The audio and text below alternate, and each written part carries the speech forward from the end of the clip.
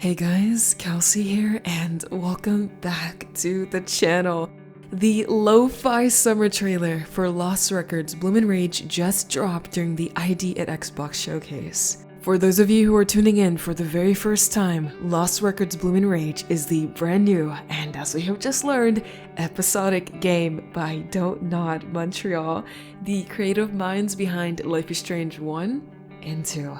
Leading up to the trailer's reveal, Donut had been dropping teasers over on the official Lost Records social media accounts to get fans speculating about the characters of the game. This was in the form of a minigame in which you were tasked with guessing names and matching each character with their stuff.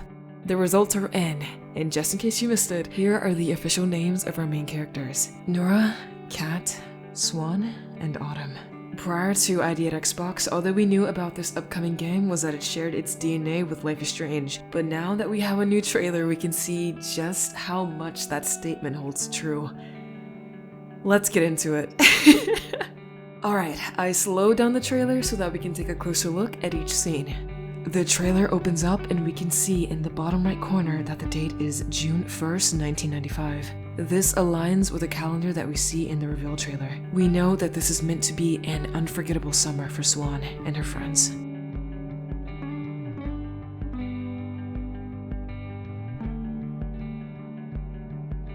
In the next frames, we can see Swann walking down the street.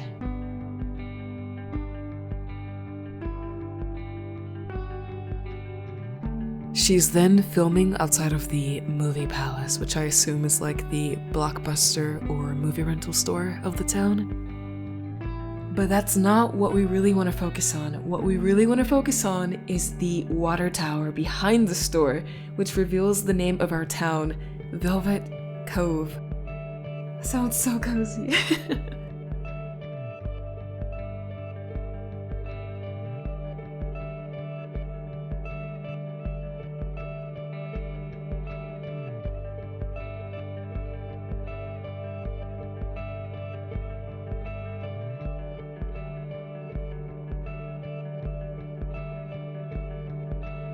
And if you look very closely, it reads Dumb and Dumber and Pulp Fiction, two major classics.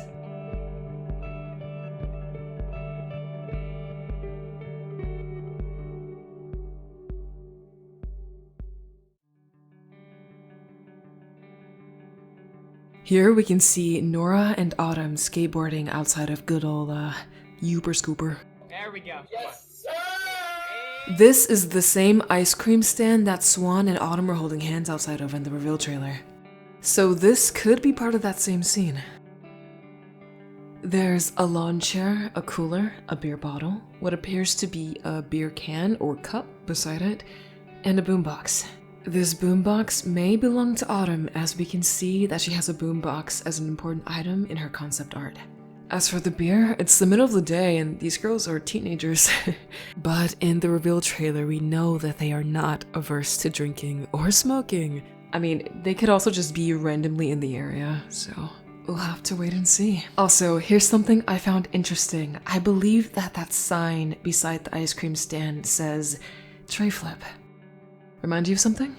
Go for a tree flip. Let's get Trevor all over that action.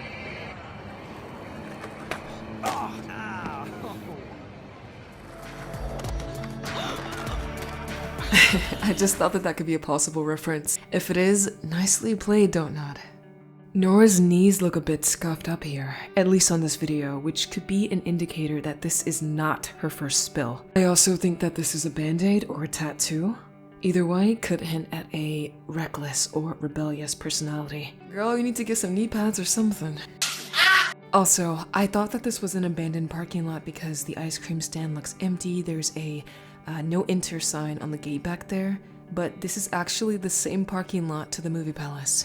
As Nora eats pavement, we can see that same bollard, red trash can, and writing on the window. Looks like this will be an important spot for our girl, especially because Swann has a movie from the movie palace with her concept art. The blue spruce, which may be an important location in the game. I'm thinking similar to 2 Wells.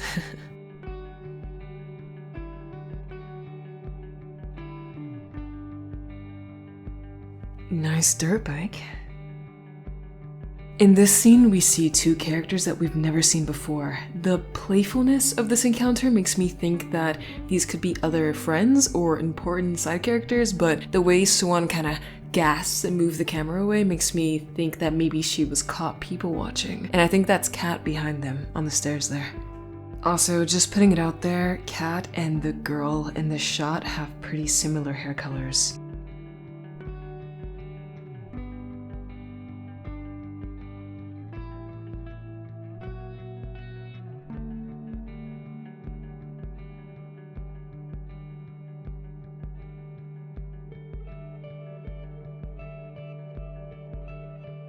Troll dolls.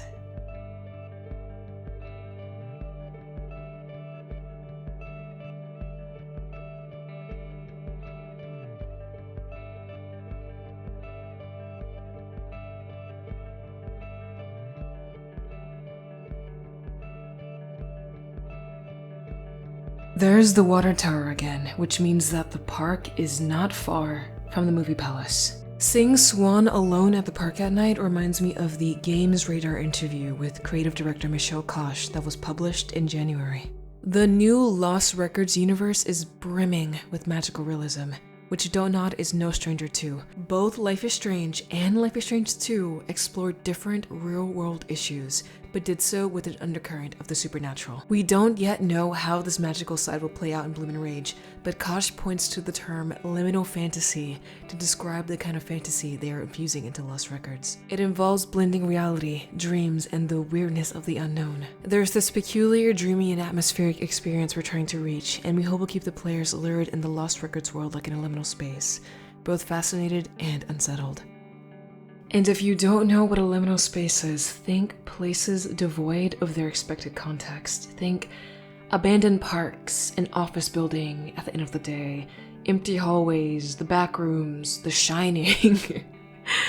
Of course, we're gonna need more information to put that in the context of Lost Records, but that's something to think about. This shot is extremely intriguing because as she focuses on this graffiti, the footage begins glitching and kind of glowing with that purple that we saw from the previous trailer, which makes me think, could graffiti be something important in relation to her power? Also, this is a major stretch, so take this with a grain of salt, but at this moment in time, my theory about the power, we don't even know if there is a power, but I have a feeling it's gonna be power. So, my theory about the power is that it will be visions. As we could see in the reveal trailer, we saw our girls running through the woods, and right after that, after the fire and the panic, there was a close-up of Swann's eye, right? And as we see her focus on this footage with the camcorder, it begins glitching, and this is, again, a major stretch, but what if those visions are triggered through objects relating to our friends? Like, we know that Nora is rebellious, right? So what if Nora was the one? We can see the spray paint cans at the bottom. What if Nora was the one to graffiti that there? And that's why it's starting to freak out. I don't know, like what if she's getting a vision? I don't know, but it sounds cool. Also, this specific graffiti is circular in shape, or maybe ocular in shape. I know I've been going on about this girl's eye for the past 3 videos, but hear me out. My original theory was that Swann was the main character due to the primary focus of the reveal trailer being on her, the 2 scenes of her touching near her eye, and the O and the Lost Records logo being positioned directly over her eye on the game store page, right? And if that's not enough to convince you that her eye is important, here's a tweet I saw between Marin Yvonne Mays, the senior brand manager at Don't Nod Montreal, and Luke Bagadou, executive producer. Guys, I don't know if we're about to be time jumping through her eyes or like what, but there's something going on, okay? Throughout this entire trailer, we can clearly see Swann's love of nature as she takes time to record the animals and sights of her environment. Her bedroom is very reflective of that. On her desk, we can find another VHS tape, a troll doll collection, some sticky notes, one which clearly says 4:39, which I believe is a time. There's paintbrushes and a bowl, so maybe Swann enjoys painting, a lamp that says Swann on the shade there. She also has posters of birds in her room too. There's a hummingbird on the left, and on the corkboard we can also see another perch bird along with a beetle. And to the far left, there's actually a deer poster that has what I think is a butterfly on top of it. That definitely looks like a butterfly, right? I think that might be a Chloe and Max Easter egg, guys. I think it is. I can also see a Vancouver postcard on the table there. I think that's a reference to Vancouver, Canada, just putting that out there for now. There's the calendar from the reveal trailer and also another bird skull similar to the one that we saw in the original trailer. And we finally learned the full name of our main protagonist, Swann Holloway. But wait, that's not all. You guys know I had to go looking for more information. In their most recent interviews with Games Radar, Kotaku, and Hardcore Gamer, Michelle Koch and Luke Bagadoo expanded on Swann and the Lost Records universe. As you can see with the trailer, like we did with our previous protagonist, Max in Life is Strange was using a camera. Sean in Life is Strange 2 was drawing. For Swann, she's filming around the world with a camcorder. Creative director Michelle Koch tells me. That's something that we really like to do for our protagonists, to give them a way to look at the world that makes sense, but also from a gameplay perspective, because looking at the world is a big part of the interactivity in our game. You walk through environments, you interact with environments, with characters, and we love to give you another tool to interact with those. So with Swann, we'll talk more and more detail in the future about how exactly the camcorder works, but it makes up a big part of the gameplay of the game. You can really record videos and use a camcorder for storytelling for various things. Lost Records Bloom and Rage follows the story of 4 friends, Swann, Autumn, Nora, and Kat, who spent a summer together in 1995. As they hang out in Velvet Cove and begin to bond, something happens that changes everything. We won't discover what exactly that something is until the game releases later this year, but it's enough to stop them speaking to one another for 27 years. That is such a long time, guys. As the creators behind Life is Strange, the team at Donut are no strangers to bringing to life relatable characters and likewise helping us form a connection to them as players.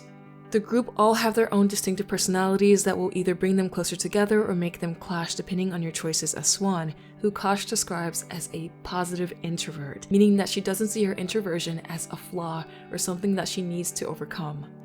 She's perfectly happy to be a loner at the beginning of the game by just going into the woods, using a camcorder, filming things around her, talking with animals, Koch says. She likes to spend her time alone. She loves her me time, basically. But what's interesting is that she will meet those other girls, Nora, Autumn, and Kat, and she will discover that having friends can bring a lot of things that she didn't know she could experience. Just like Donut's previous games, Swann's story will put an emphasis on relationships, but where Life is Strange 1 and 2 focus on the bonds between 2 central characters, Bloom and Rage is instead exploring the dynamics of a group and how the links between Swann, Nora, Autumn, and Kat can influence or alter our path as we navigate through the adventure. We really wanted to focus on group dynamics, Koch says, not only having 2 characters like in our previous games, but having 4 characters because the group dynamics is something very different. When you find the group, it can clearly make you stronger. It can make you be a squad, a pack against adversity, but you can also be pushed to do things that you wouldn't do by yourself, or maybe that's even against your core beliefs, and you have to take a stand. Do you follow the group, or do you take a stand against the group? Do you accept peer pressure?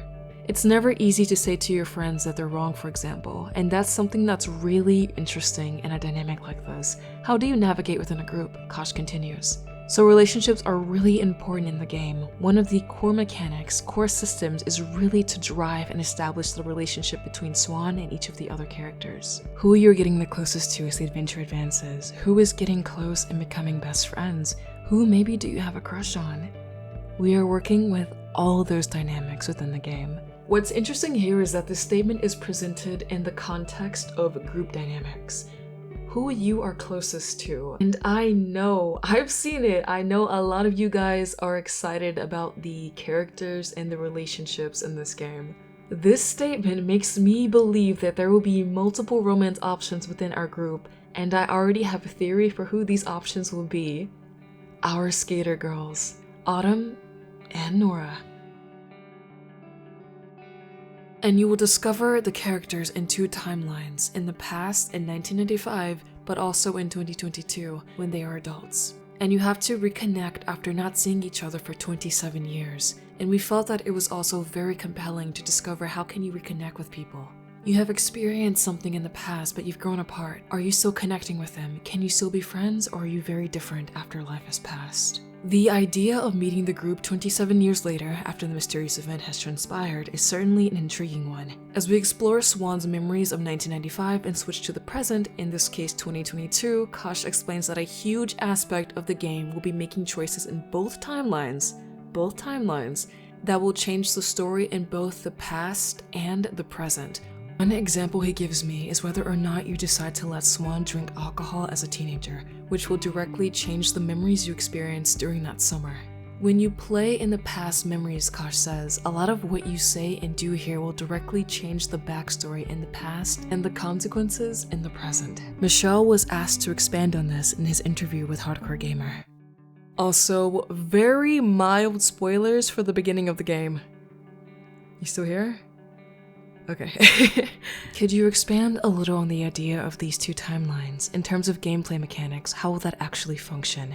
Is it a case of finding interactive elements in the environment and choosing whether to hop back and forth? There is a bit of that. Without saying too much, you start the game in the present timeline and you're going to this reunion because you receive a text message that you have to see your friends again. You go to this reunion and for better or worse, you'll have to meet your friends again and start to recollect your past to remember what happened. And so you start talking with them, and as you start talking, you start bringing up memories of your past. When those memories are brought up, you will see a jump cut and go and play in the past.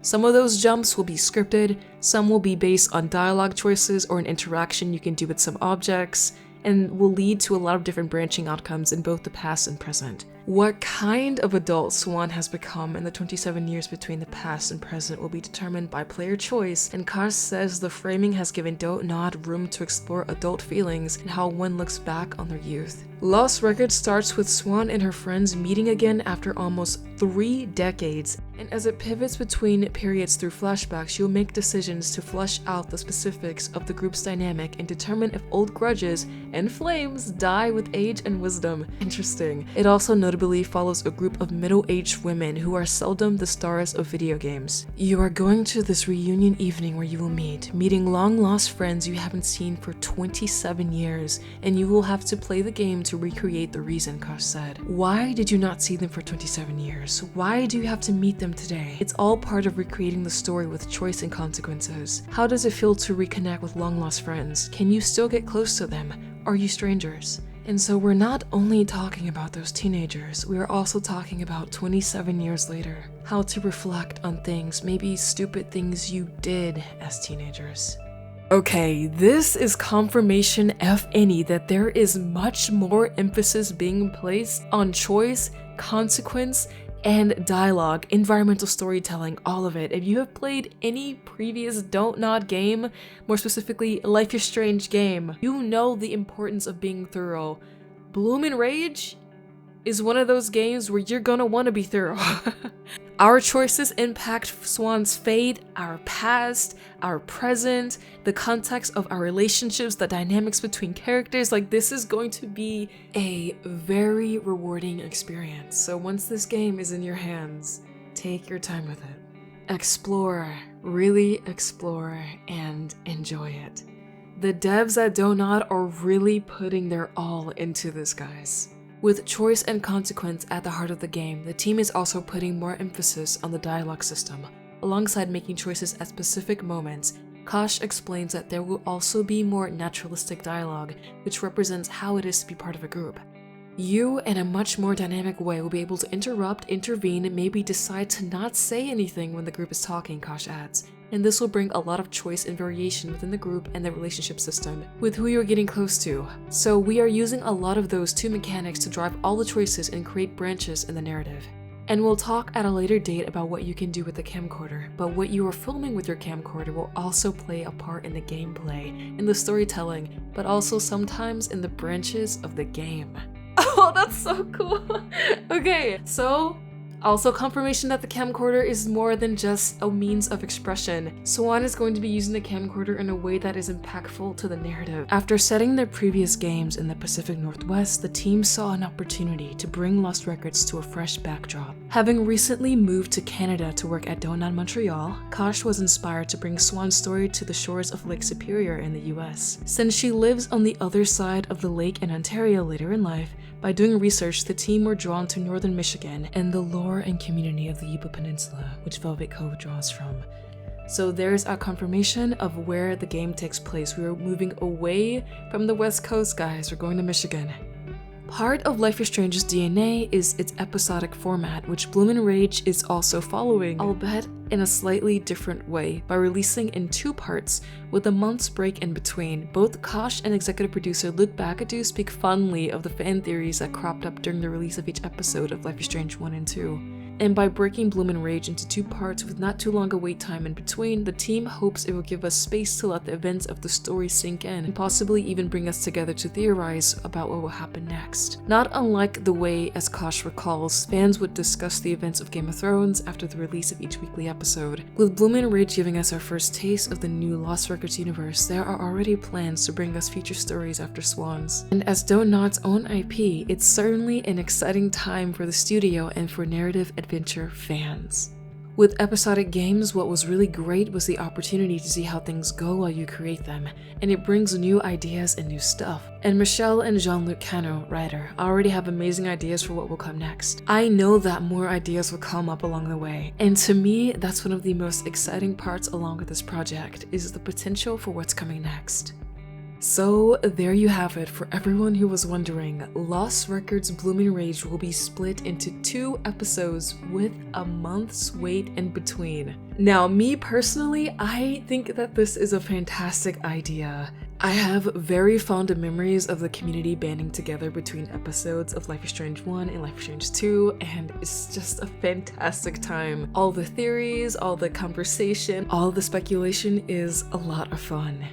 And I know some people feel some kind of way about having to wait, but in my opinion, I feel that games like this thrive off of having that wait in between. Alright, that's all that I have for the most recent update on Lost Records Bloom & Rage.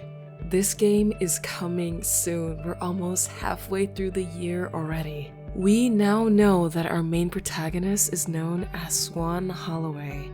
Our choices will have significant impact in both the past and the present. The camcorder will play an important role in our story. This adventure will be split between 2 episodes. Something about eyeballs, Canadian foreshadowing, and birds are pretty cool.